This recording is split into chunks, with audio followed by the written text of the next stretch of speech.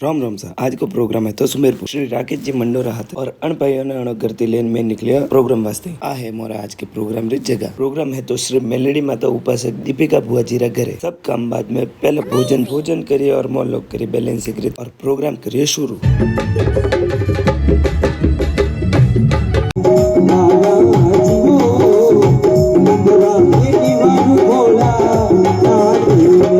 श्री दीपिका बुआ जी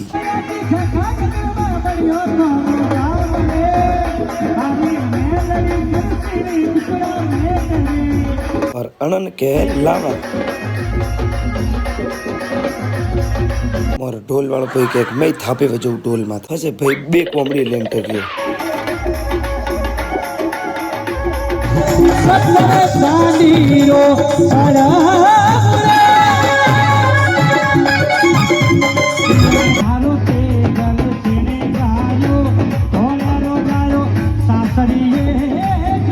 राम राम रहते आप प्रोग्राम मिलो नेक्स्ट ब्लॉग में।